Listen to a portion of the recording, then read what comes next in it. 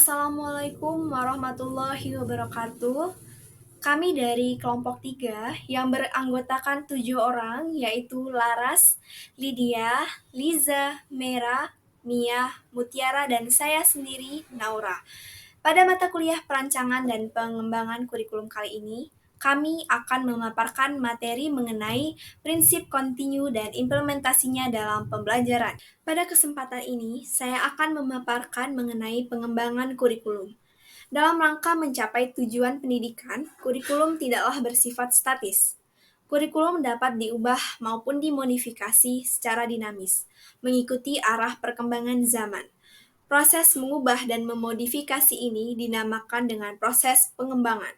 Baik, pada presentasi kali ini materi yang akan dibahas adalah tentang materi prinsip kontinu dan contoh implementasinya dalam pembelajaran. Untuk lebih jelasnya dapat dilihat pada peta konsep prinsip kontinu ini, yaitu yang pertama tentang pengertian prinsip kontinu, yang kedua contoh implementasi prinsip kontinu dalam pembelajaran, dan yang terakhir prinsip kontinu kurikulum di sekolah. Pembahasan yang pertama yaitu tentang prinsip kontinu. Apa itu prinsip kontinu? Nah, materi ini akan dilanjutkan oleh Mbak Laras. Kepadanya dipersilahkan. Saya Laras. Di sini saya akan menjelaskan maksud dari prinsip kontinuitas dalam pengembangan kurikulum. Dalam pengembangan kurikulum ada 5 prinsip. Yang pertama, prinsip relevansi. Yang kedua, prinsip fleksibilitas. Yang ketiga, prinsip kontinuitas. Yang keempat, prinsip efektif. Dan kelima, prinsip efisien. Dalam hal ini, kelompok kami akan menjelaskan tentang prinsip kontinuitas.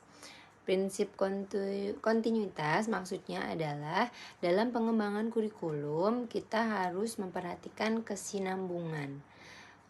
Jadi baik secara vertikal maupun secara horizontal. Maksudnya adalah bagian-bagian atau aspek serta materi harus disusun secara berurutan, tidak terlepas-lepas. Jadi satu sama lain memiliki hubungan fungsional yang bermakna sesuai dengan jenjang pendidikan dan tingkat perkembangan siswa. Dalam hal ini juga harus memperhatikan kesinambungan secara sistematis, yaitu pendidikan kelas di jenjang yang lebih rendah harus menjadi dasar dan dilanjutkan pada kelas atau jenjang yang ada di atasnya. Maksudnya di sini vertikal adalah kesinambungan antara berbagai tingkat kelas atau jenjang kelas. Misalnya dalam mata pelajaran matematika untuk siswa kelas 2 atau kelas 3 untuk pengoperasian bilangan perkalian dan pembagian, maka dibutuhkan konsep penjumlahan dan pengurangan itu sendiri. Sehingga dalam kurikulum harus adanya kesinambungan tadi. Dan yang kedua adalah kesinambungan horizontal. Maksudnya di sini ada kesinambungan antara berbagai mata pelajaran. Contohnya seperti ini. Dalam IPAS, materi IPAS ada materi untuk misalkan mengubah skala Celsius menjadi Fahrenheit ya. Di sini diperlukan keterampilan dalam pengoperasian pecahan. Dalam hal ini adalah mata pelajaran matematika. Seperti itu. Kenapa? Alasannya adalah untuk terhindar dari tidak terpenuhinya kemampuan prasyarat siswa, serta untuk terhindar dari adanya pengulangan-pengulangan yang membuat siswa bosan dan kita membuat pemborosan secara waktu, tenaga, dan biaya. Baik. Selanjutnya, saya Mutiara Pugu Tapak Edla akan menjelaskan tentang makna kontinu.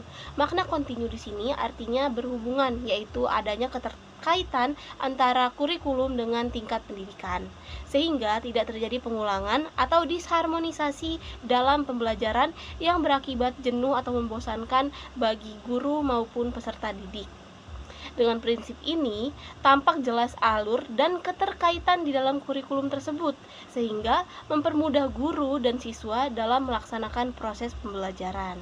Selain berhubungan dengan tingkat pendidikan, kurikulum juga diharuskan berhubungan dengan berbagai bidang studi agar antara satu bidang studi dapat melengkapi bidang studi lainnya. Oke, untuk yang selanjutnya ada contoh implementasi prinsip kontinu pembelajaran matematika. Jadi, konsep matematika seperti operasi aritmatika dasar dapat diajarkan secara bertahap dari tingkat dasar hingga tingkat lanjutan. Siswa mungkin mulai dengan pemahaman dasar penjumlahan dan pengurangan sebelum bergerak ke konsep perkalian dan pembagian. Prinsip kontinu memastikan bahwa setiap tahap membangun pengetahuan. Sebelumnya, memungkinkan siswa untuk memahami konsep matematika dengan lebih baik. Bahasa Inggris, yang selanjutnya ada mata pelajaran bahasa Inggris, yaitu proses pembelajaran membaca dan menulis dapat dimulai dengan pemahaman fonetik dan kosakata sederhana sebelum memperluas ke kalimat dan cerita yang lebih kompleks. Guru dapat merencanakan aktivitas penulisan bertahap seperti menulis puisi sederhana sebelum memasuki tugas menulis esai yang lebih kompleks.